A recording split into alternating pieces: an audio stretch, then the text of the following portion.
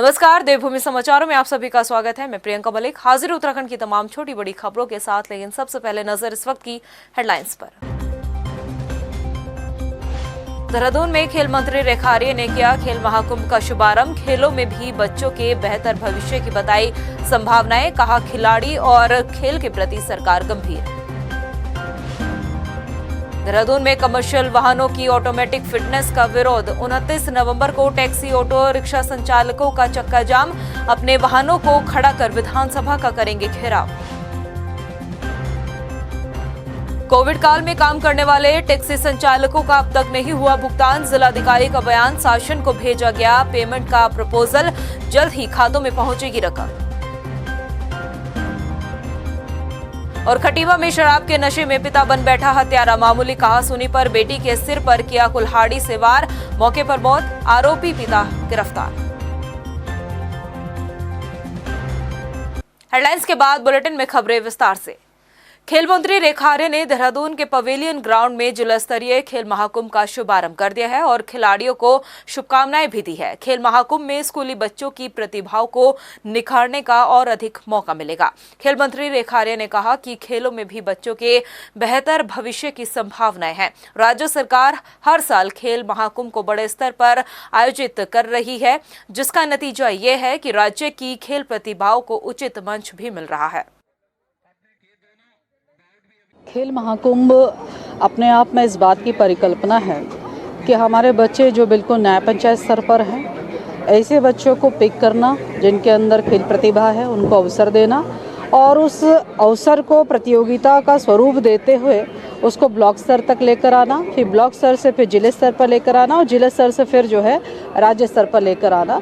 तो लगातार ये क्रम जारी है। अब लगभग 13 जनपदों में खेल महाकुंभ अपने स्तर पर आ चुका है और जहाँ पर हमारे न्याय पंचायत और ब्लॉक स्तर से और जिले स्तर के बच्चे जो आए हैं वो यहाँ पर आज प्रतिभाग करेंगे। और हम ये देख रहे हैं कि विगत पहले जो रिकॉर्ड हुआ करता था बच्चों का प्रतिभाग करने का, अब वह रिकॉर्ड टूटने जा रहा है। तो उस दिशा में जो है बड़े गंभीर प्रयास सरकार की और विभाग की ओर से की जा रही है। देहरादून में कमर्शियल वाहनों की ऑटोमेटिक फिटनेस के विरोध में बस, टैक्सी, ऑटो रिक्शा संचालकों ने 29 नवंबर को चक्का जाम करने का ऐलान किया है। संचालक अपने वाहनों को खड़ा कर विधानसभा का घेराव भी करेंगे। सिटी महासंघ के अध्यक्ष ने बताया कि केंद्र सरकार ने 1 अप्रैल 2023 से भारी यात्री वाहन और जून 2024 से छोटे वाहन गाड़ियों की ऑटोमेटिक फिटनेस अनिवार्य की है, लेकिन उत्तराखंड में परिवहन विभाग ने प्राइवेट कंपनी को फायदा पहुंचाने के लिए तय तारीख से पहले ही ऑटोमेटिक फिटनेस शुरू कर दी है, जिसका विरोध किया जाएगा।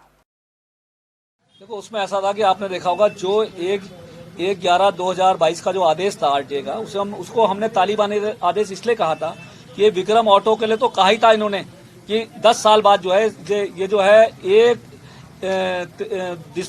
मार्च 2023 को ये सारे जो है विक्रमों को समाप्त करके और जो है नए जो है यूरो 4 लाया जाए और या जो है सीएनजी विक्रमों को लाया जाए। दूसरा मेरा कहना था कि आज उसके अलावा इनके द्वारा यह कहा गया था, जो चुपचाप से इनके द्वारा जोड़ दिया गया था एक अन्य, कि अन्य सभी वाहन दिसंबर 2023 में समाप्त हो जाएंगे, जिसपे हमने जो है कड़ा प्रतिरोध किया था। तो उसको उसी शाम को आरटीओ महोदय द्वारा जो है उस तालिबानी आदेश को वापस ले लिया गया। वहीं रुड़की में भी कमर्शियल वाहनों की ऑटोमेटिक फिटनेस के विरोध में ट्रक यूनियन 29 नवंबर को चक्का जाम करेंगे। All India motor transport Uttarakhand सचिव आदेश सैनी ने बताया कि उत्तराखंड सरकार की तरफ से एक षड्यंत्र के जरिए कमर्शियल वाहनों के लिए ऑटोमेटिक फिटनेस सेंटर डोईवाला में बनाया गया है, जहां पर जिला हरिद्वार, देहरादून जिलों के सभी वाहनों की फिटनेस होगी, जिसमें आने वाले समय में सभी जो संचालक हैं उनके समय की बर्बादी होगी, जिसकी वजह से उन्हें परेशानियों का सामना भी करना पड़ेगा। हमारा उत्तराखंड में जो यहाँ पर फिटनेस सेंटर थे हमारे सभी संभागीय परिवहन कार्यालयों में थे, उसमें रुड़की भी है, हरिद्वार भी है, देहरादून, ऋषिकेश, विकास नगर वगैरह सब जगह थे। तो सरकार ने ये फिटनेस सेंटर यहाँ पर फिटनेस सेंटर बंद करके प्राइवेट हाथों में दे दिया, प्राइवेट संस्था को। वो प्राइवेट संस्था फिटनेस करने के लिए उसने सारी फीस अपनी 10% 20% तक बढ़ा दी और मनमानी तरीके से अपना पैसा वसूल रहे हैं वहाँ पे। और मोटर मालिकों को परेशान किया जा रहा। हमारा विरोध है, हम तो 29 तारीख में चक्का जाम कर रहे हैं पूरे उत्तराखंड में। कोरोना काल का दंश हम सभी ने झेला। कईयों ने अपनों को खोया तो कईयों की जिंदगी ही पटरी से उतर गई। कारोबार के नजरिए से भी कोरोना काल में लोगों का खूब नुकसान हुआ। बावजूद इसके लोगों ने किसी तरीके से एक दूसरे की मदद की। लोगों की मदद करने में टैक्सी संचालक भी शामिल है। लेकिन हैरानी की बात यह है कि 1.5 साल का वक्त गुजरने के बाद भी टैक्सी संचालकों का भुगतान नहीं हो पाया। नतीजन टैक्सी संचालक लगातार दफ्तरों के चक्कर काट रहे हैं। ये रिपोर्ट देखिए। कोरोना काल के दौरान कोरोना वॉरियर्स की तरह ही टैक्सी संचालकों ने भी अपनी जान की परवाह न करते हुए न सिर्फ मरीजों को अस्पताल तक पहुंचाया, बल्कि दवाइयां और अधिकारियों को भी उनके गंतव्य तक पहुंचाने का काम किया। हालांकि इस महामारी के दौरान कोरोना की जद में आने वाले मरीजों का इलाज करने वाले और उन मरीजों को ले जाने का काम करने वाले लोगों ने अपनी जान की परवाह न करते हुए पूरे कोविड काल में जान जोखिम में डालकर काम किया। लेकिन 1.5 साल गुजरने के बाद भी इन टैक्सियों का भुगतान नहीं किया गया, जिसके चलते परिवहन संचालक दफ्तरों के चक्कर काटने को मजबूर हैं। परिवहन विभाग ने जिला प्रशासन को जो गाड़ियां मुहैया कराई थी वो करीब 6 महीने तक चली। दरअसल अभी भी 129 गाड़ियां ऐसी हैं जिनका करीब 1,17,76,000 रुपयों से ज्यादा का भुगतान बकाया है, जिसके लिए वाहनों के मालिक संबंधित विभागों के चक्कर काट रहे हैं। तमाम टैक्सी संचालक ऐसे हैं जिन्होंने लोन पर गाड़ियां ली थी, जिसका प्रीमियम भी नहीं भर पा रहे और इसके चलते फाइनेंस कंपनियां उनको नोटिस भेज रही हैं। तो 7-7, 8-8 महीने का पैसा पड़ा अभी पड़ा है और उसका बिल आरटीओ बनाएगा या शासन बनाएगा, डीएम बनाएगा, बताएगा कि कहाँ कितना है, उसका तो वही बता पाएंगे। दूसरी बात यह है कि जैसे हमने कोविड काल में हमने यात्री जैसे मरीज ढोए या पन्नियाँ उठाई, इंजेक्शन लगवाए, टेस्टिंग करवाई, इस सेवा तो हमने बहुत तगड़ी दी है। हमें भी लग सकती है, हमारा परिवार भी था, लेकिन चलो सरकार ने कहा हमने सेवा दी है, लेकिन उस सेवा का ये मिला कि ना तो हमारा पेमेंट मिला, मैं आपको कहूँ, और ऊपर से सरकार ब्याज पे ब्याज ठोके जा रही है। मेरे पास बैंकों का कई दफ़े फ़ोन आ गया, हमने प्राइवेट बैंक से लोन ले रखा, गाड़ियाँ फाइनेंस से हमारे प्राइवेट, हम कहाँ से देंगे, नहीं दे पाएंगे जब हमारा सरकार पैसा नहीं दे पा रही। भुगतान न किए जाने के मसले पर जिलाधिकारी का कहना है कि पेमेंट का प्रपोजल शासन को भेज दिया गया है और लगातार प्रशासन मॉनिटरिंग भी कर रहा है। जल्द ही भुगतान कर दिया जाएगा। वहीं देहरादून आरटीओ ने भी इस बात को माना है कि टैक्सी संचालकों का पैसा लंबे वक्त से रुका है और इसको लेकर विभागीय स्तर पर कार्रवाई चल रही है। उनका जो प्रपोजल था उसको हमने शासन भिजवाया है और हम कंटिन्यूसली मॉनिटर भी कर रहे हैं। अब अगले हफ्ते तक हम उम्मीद कर रहे हैं कि कुछ पॉजिटिव रिस्पांस आ जाएगा और उसके क्रम में हम डिस्बर्समेंट करते हैं। टोटल जो हमारे पास जैसे देहरादून का हम लें तो कोविड के अंतर्गत लगभग 1,18,00,000 रुपए बकाया है उनका, जिस संबंध में हमने पूर्ण इन्फॉर्मेशन डीएम ऑफिस में दे रखी है, सॉफ्ट कॉपी और हार्ड कॉपी में। डीएम ऑफिस ने हमें लिखित रूप में ये अवगत कराया है कि अभी बजट में पैसा नहीं है, जैसे ही बजट का पैसा आएगा इन सबको जो 143 वाहन है इनको पूर्ण पेमेंट कर दिया जाएगा। ये पैसा कब तक टैक्सी मालिकों तक पहुंचाया जाएगा, इसके लिए कोई भी समय सीमा तय तो नहीं हुई, लेकिन इस तरह के वादे टैक्सी संचालकों को काफी बार मिल चुके हैं। ऐसे में कब तक इनके खातों में ये रकम पहुंचती है या फिर दावे और वादों का दौर यूं ही चलता रहेगा, ये तो वक्त बताएगा। चढ़ती कला टाइम टीवी के लिए देहरादून से हिमांशु चौहान की रिपोर्ट।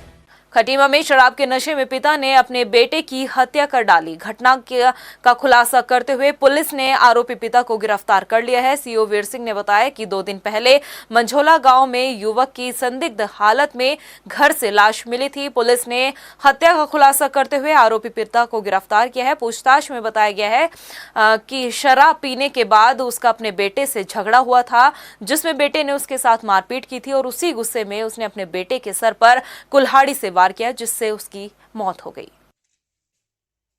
लड़के के ताऊ श्री नेतराम जी की तहरीर आई कि जो मेरा भतीजा है वो बचपन से मेरे साथ ही रहता था, तो इनकी अपने लड़के से झगड़ा हुआ, जो मृतक है हरीश। तो उसी झगड़े में पहले लड़के ने इनको पीटा, उसके बाद फिर जब वो अपनी चारपाई पर लेट गया तो उन्होंने कुल्हाड़ी से उसके सिर पर वार कर दिया, जिससे मौके पर ही उसकी मृत्यु हो गई। तो उनकी तहरीर के आधार पर हमने कोतवाली खटीमा में 302 के तहत अभियोग पंजीकृत कर दिया है और आज जो अभियुक्त है उसको गिरफ्तार कर दिया गया है, तो उसको माननीय न्यायालय पेश किया जाएगा। वहीं उत्तर प्रदेश से उधम सिंह नगर जिले में सप्लाई के लिए लाई जा रही 120 ग्राम स्मैक के साथ एक आरोपी को एसटीएफ ने गिरफ्तार किया है। एसटीएफ ने बरामद स्मैक की अंतर्राष्ट्रीय कीमत 12 लाख रुपए बताई है। पुलिस ने आरोपी के खिलाफ एनडीपीएस एक्ट के तहत मुकदमा दर्ज कर लिया है। ड्रग फ्री देवभूमि अभियान के तहत एसटीएफ व कोतवाली किच्छा पुलिस द्वारा बड़ी कार्रवाई की गई है, जिसमें 120 ग्राम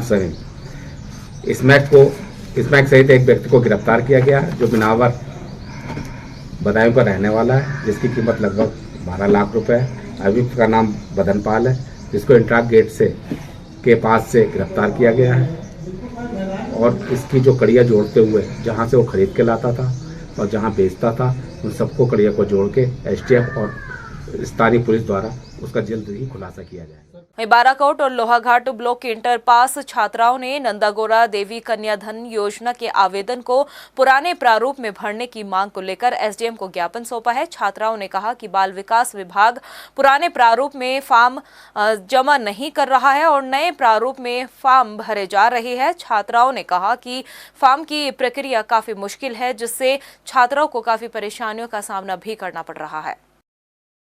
कन्याधन नंदा देवी गौराधन के लिए हमने जो फॉर्म जमा किए हैं, यहाँ पर हम एक बार फॉर्म जमा कर चुके हैं, तो वो बोल रहे हैं कि तुम लोग नए फॉर्म दोबारा से जमा करो। बाल विकास मंत्री जी ने बोला कि पुराने फॉर्मेट में ही जमा करने के लिए बोला, लेकिन वो बोल रहे हैं कि शासनादेश नहीं आया है, इस वजह से नए फॉर्मेट में ही जमा किया जाए, जिस वजह से हम लोगों को काफ़ी दिक्कतें हो रही हैं। बहुत दूर दूर से हम लोग रहते हैं और यहाँ आने में बहुत ज़्यादा तकलीफ़ हो रही है, बहुत तकलीफ़ों का सामना करना पड़ रहा है। तो इसलिए हम मंत्री जी से निवेदन करते हैं कि पुराने ही फॉर्मेट में हमारे गौरा देवी के फॉर्म जमा किए। नंदा गौरा के फॉर्म तो जमा तो कर रहे हैं हम लोग, लेकिन जो हमारे पास अभी 7 नवंबर को एक नया शासनादेश आया हुआ है, तो उसमें हम लोग भी कंफ्यूज में हैं कि हम नए फॉर्म मतलब पुराने फॉर्म कैसे लें, क्योंकि वो पेपरों में आया था। हमारे पास पुराने फॉर्म लेने के लिए कोई शासनादेश अभी नहीं आया है, लेकिन हम उनको मना भी नहीं कर रहे हैं कि आप पुराने फॉर्म न दें। पुराने फॉर्म हम ले रहे हैं, लेकिन उसके साथ साथ हम ये बालिकाओं को कह रहे हैं कि आप नए फॉर्म भी इसमें सबमिट कर लें। चंपावत के लोहाघाट क्षेत्र में बीते दिनों हुई चोरी की घटनाओं का पुलिस ने खुलासा कर अभियुक्त को माल के साथ गिरफ्तार किया है। आपको बता दें कि कुछ दिनों पहले लोगों की चौखट सरियाओं के बंडल प्लाई सनमाइका की चोरी हुई थी, जिसकी शिकायत पुलिस ने से की गई थी और इन्हीं सभी चोरी का खुलासा करते हुए पुलिस ने इस मामले का खुलासा कर दिया है। ये दिनों जो है हमारे लोहाघाट शहर में काफ़ी लोगों द्वारा ये सूचना दी गई कि उनका काफ़ी सामान जो घर से बाहर रखा था कुछ अज्ञात लोग उठा के ले गए। इस पर जो है हम लोगों ने हमारी मोबाइल है और हमारे बड़ी कार्रवाई की है और उनका माल जो है बरामद कर लिया गया है। 29 नवंबर से उत्तराखंड विधानसभा का शीतकालीन सत्र शुरू होने जा रहा है, जिसको लेकर विधानसभा स्तर पर तैयारियां लगभग पूरी हो चुकी है। तो वहीं विधायक भी अपने सवालों को लेकर काफी उत्साहित दिखाई दे रहे हैं। मगर इस बार के सत्र में नया ये है कि 228 कर्मचारियों की बर्खास्तगी के बाद बेहद कम कर्मचारियों की मौजूदगी में विधानसभा का शीतकालीन सत्र होने जा रहा है, जो स्पीकर के लिए किसी चुनौती से कम नहीं होगा। ये रिपोर्ट देखिए। 29 नवंबर से उत्तराखंड विधानसभा का शीतकालीन सत्र शुरू होने जा रहा है, जिसको लेकर विधानसभा स्तर पर तैयारियां पूरी हो चुकी हैं। शीतकालीन सत्र के आयोजन से पहले कार्य मंत्रणा समिति की बैठक के साथ सुरक्षा समेत कई बैठकें होनी हैं, जिसको लेकर विधानसभा अध्यक्ष रितु खंडूरी का कहना है कि सत्र से पहले सोमवार को सभी बैठकें कर ली जाएंगी।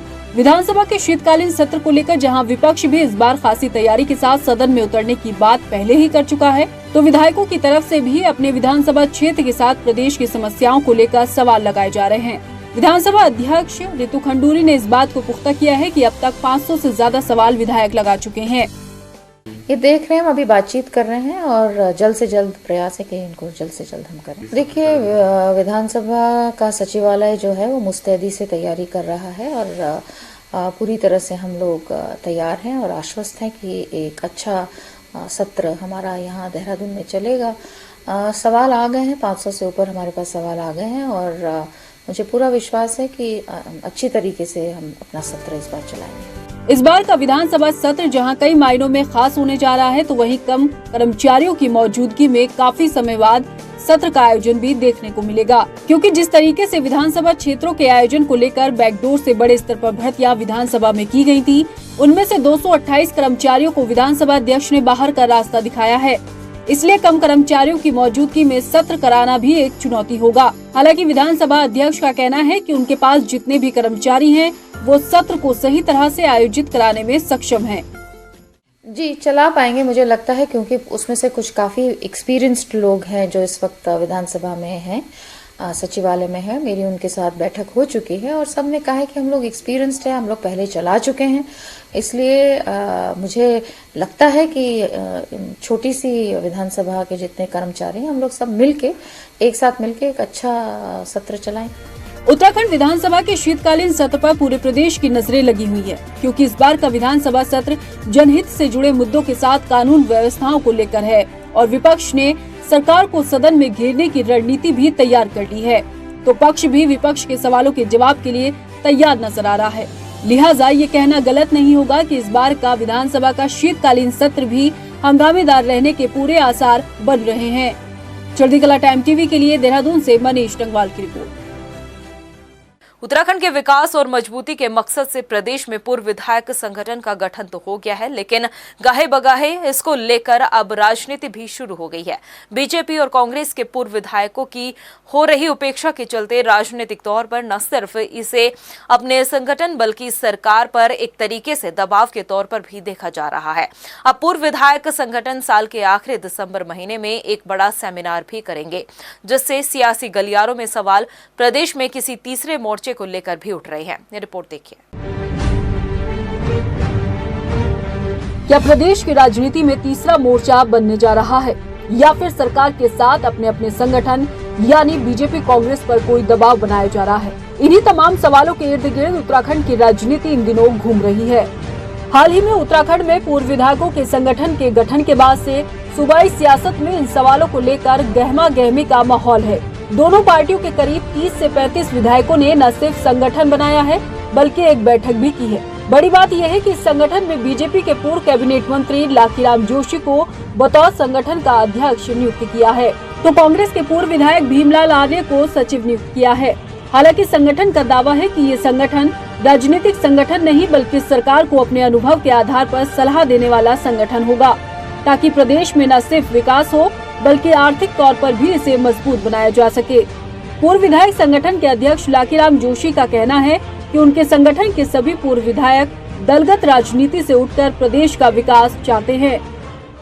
ओर से ये विचार आया कि भाई प्रदेश में पूर्व विधायकों का एक संगठन बनना चाहिए, जो जिसमें वो अपने जो अनुभव है, जो अपनी जानकारियां है, उनको साझा करने का एक मंच होना चाहिए और प्रदेश की जो विभिन्न ज्वलंत समस्याएं हैं, उन समस्याओं को लेकर के समय समय पर अपने सुझाव, अपने विचार, अपना मार्गदर्शन प्रदेश सरकार को देते रहे। तो यही सुझाव आए उसमें, और सेवा के कार्यों के प्रति जो है हम लोग भी उसमें अपना सहभाग कर सकें।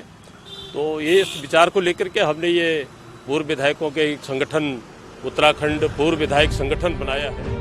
भले ही पूर्व विधायक ये दावा कर रहे हो कि प्रदेश की आर्थिक स्थिति और विकास के लिए उन्होंने संगठन बनाया है, लेकिन सच तो ये है कि अपनी पार्टी में हो रही उपेक्षा के चलते सभी पूर्व विधायक एक छत के नीचे आए हैं, ताकि राजनीतिक तौर पर एक अप्रत्यक्ष रूप से सरकार के साथ अपनी पार्टी पर दबाव बनाया जा सके।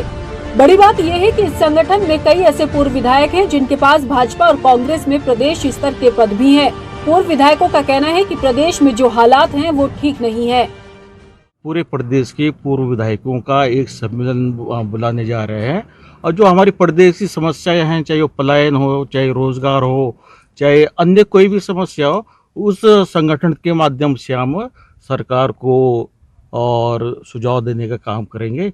यही सोच के हमने सर्वदलीय एक संगठन बनाया। पूर्व विधायकों के इस संगठन के बाद सभी पूर्व विधायकों ने स्पीकर रितु खंडूरी से भी मुलाकात की। स्पीकर रितु खंडूरी का कहना है कि उन्होंने पूर्व विधायकों से मुलाकात के दौरान ये कहा है कि पूर्व विधायकों को चाहिए कि एक ऐसी संस्था बनाएं जो प्रदेश के विकास के लिए काम करे। और मुझे बहुत अच्छा उनका सजेशन लगा कि जो भी उत्तराखंड के लिए इस वक्त आवश्यक है या अच्छा है या उत्तराखंड के वासियों के हित में है, वो उस पर काम करना चाहते हैं। तो मैंने उसको इनकरेज किया है और कहा है कि आप एक ऐसी संस्था बनाएं जो हम रहे ना रहें, लेकिन एक लगातार एक पूर्व विधायकों की एक संस्था बनी रहे जो सरकार के साथ, विधानसभा के साथ उत्तराखंड की भलाई के लिए, उत्तराखंड के विकास के लिए कार्य। बेशक पूर्व विधायकों के बनाए गए संगठन के पीछे इस बात का तर्क दिया जा रहा हो कि प्रदेश की तरक्की और आर्थिक मजबूती के लिहाज से इसका गठन हुआ है,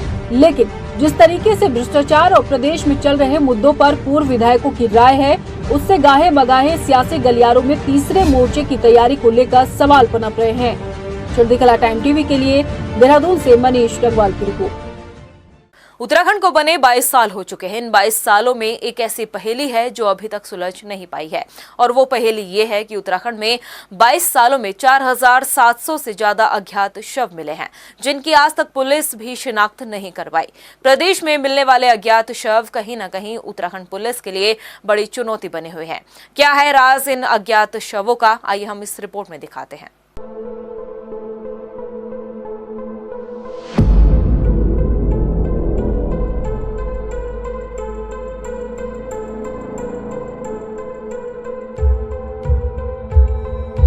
नवंबर 2000 से वर्तमान नवंबर 2022 तक उत्तराखंड में 4700 से ज्यादा अज्ञात शव मिल चुके हैं। सबसे बड़ी और महत्वपूर्ण बात यह है कि आज तक इन शवों का पुलिस भी शिनाख्त नहीं कर पाई है। हालांकि पुलिस ने अज्ञात शवों के मामले को दर्ज जरूर किया है और कानूनी प्रक्रिया के तहत पहले इस बात का इंतजार किया कि इन शवों की शिनाख्त करने के लिए इनके परिजन जरूर आएंगे, लेकिन एक समय गुजर जाने के बाद पुलिस ने इन शवों का दाह संस्कार कर दिया। मगर फिर भी सवाल ये उठता है कि 13 जिलों का छोटा सा राज्य क्या किसी की पहचान कर पाने में इतना पीछे है? सवाल ये भी है कि उत्तराखंड जैसे शांत राज्य में पिछले 22 सालों में अज्ञात शव अलग अलग जगहों से कैसे बरामद हुए और आज तक इनकी पहचान क्यों नहीं हो पाई? इस मामले पर उत्तराखंड पुलिस के ADG law and order V Murugesan का क्या कहना है, आइए हम आपको सुनाते हैं।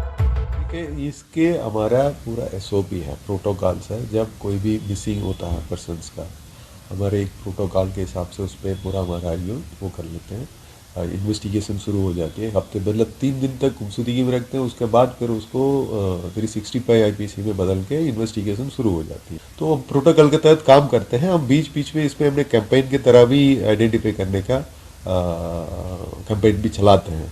तो अभी लास्ट भी हमने 2 महीने पहले भी हमने कराए थे, उसमें काफ़ी आइडेंटिफाइड हुए हैं और काफ़ी फिर भी सक्सेस उतना हम कर नहीं सकेंगे जितना हमको होना चाहिए था। एक दूसरी बात यह है कि ये वही वाली आपने कहा, ये टूरिस्ट प्लेस है। जो भी कहीं से भी आते हैं, कहीं नदी में कूद लेते हैं, गंगा में, कहीं तो इच्छा भी रहता है कि मैं गंगा में चला जाता है, जैसे भी हो जाते हैं, क्राइम का भी तो क्राइम का भी हो सकता है। तो हम पूरा इस पर हमारा प्रोटोकॉल के तहत हम कार्रवाई। आगे बढ़ने से पहले चलिए हम आपको आंकड़ों से भी रूबरू करा देते हैं। उत्तराखंड के 13 जिलों में सबसे ज्यादा अज्ञात शव हरिद्वार, देहरादून, नैनीताल, रुद्रप्रयाग से बरामद किए गए हैं। अल्मोड़ा में 29 शव बरामद किए गए, बागेश्वर से 27, चमोली में 72, चंपावत में 152, देहरादून में 820, हरिद्वार से 1396, नैनीताल से 594, पिथौरागढ़ में 19, पौड़ी में 326, रुद्रप्रयाग में 623, टिहरी से 217, उधम सिंह नगर से 379, उत्तरकाशी से 49 शव बरामद किए गए। दरअसल जोनल इंटीग्रेटेड पुलिस नेटवर्क उत्तर भारत के 7 स्टेट का एक नेटवर्क है, जिसमें सभी राज्यों के अपराध से जुड़ी सारी जानकारियां साझा की जाती है। जोनल इंटीग्रेटेड पुलिस नेटवर्क के आंकड़ों को देखा जाए तो उत्तराखंड में 4700 से ज्यादा अज्ञात शव बरामद किए गए। पुलिस नेटवर्क में उत्तराखंड, दिल्ली, हरियाणा, उत्तर प्रदेश, राजस्थान, पंजाब, चंडीगढ़ और हिमाचल प्रदेश शामिल है। और जनसंख्या के लिहाज से अगर देखा जाए तो अन्य राज्यों के मुकाबले उत्तराखंड में अज्ञात शवों के मिलने की संख्या ज्यादा है। रिटायर्ड आईजी दीपक कुमार का भी मानना है कि इतनी बड़ी तादाद में शवों का मिलना एक गंभीर मसला है। जो अज्ञात शव मिले हैं, कहीं न कहीं से ये गायब जरूर हुए। इस पर पुलिस को जांच करनी चाहिए। निश्चित रूप से काफ़ी ज़्यादा आंकड़ा है क्योंकि ये जो गुमशुदा लोग हैं जिनकी डेड बॉडी मिली है और ये कहीं ना कहीं से तो गायब है ना, तो उनके परिवार, उनकी फैमिली के प्रति हम क्या न्याय दे रहे हैं? नंबर एक कि मर्डर हुआ तो एक्यूज पकड़े गए, नहीं पकड़े गए, क्या है? दूसरी बात ये कि आदमी के मृत्यु से जुड़े बड़े फाइनेंशियल बेनिफिट हैं, उससे वो वंचित रहता है।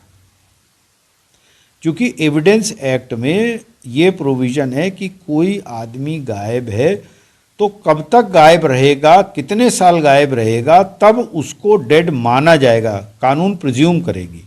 तो वो जो है वो बहुत सारा। वैसे देखा जाए तो उत्तराखंड पर्यटन राज्य है, ऐसे में इस संभावना से इनकार नहीं किया जा सकता कि कुछ आपराधिक प्रवृत्ति के लोग पर्यटन का फायदा उठाकर घटनाओं को अंजाम देते हैं और हत्या कर लाशों को यही ठिकाने लगाने का काम भी किया जाता है। लेकिन उत्तराखंड की शांत फिजाओं को देखते हुए पुलिस को अब ठोस कदम उठाना चाहिए ताकि अज्ञात शवों की पहेली सुलझ सके और इस तरह की घटनाओं पर रोक लगाई जा सके। टाइम टीवी के लिए देहरादून से हिमांशु चौहान की रिपोर्ट।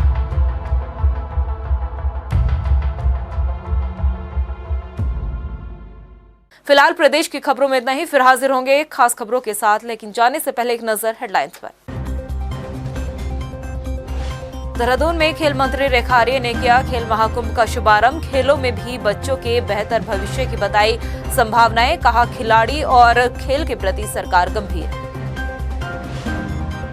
देहरादून में कमर्शियल वाहनों की ऑटोमेटिक फिटनेस का विरोध। 29 नवंबर को टैक्सी ऑटो रिक्शा संचालकों का चक्का जाम, अपने वाहनों को खड़ा कर विधानसभा का करेंगे घेराव। कोविड काल में काम करने वाले टैक्सी संचालकों का अब तक नहीं हुआ भुगतान। जिलाधिकारी का बयान, शासन को भेजा गया पेमेंट का प्रपोजल, जल्द ही खातों में पहुंचेगी रकम। और खटीमा में शराब के नशे में पिता बन बैठा हत्यारा, मामूली कहासुनी पर बेटी के सिर पर किया कुल्हाड़ी से वार, मौके पर मौत, आरोपी पिता गिरफ्तार।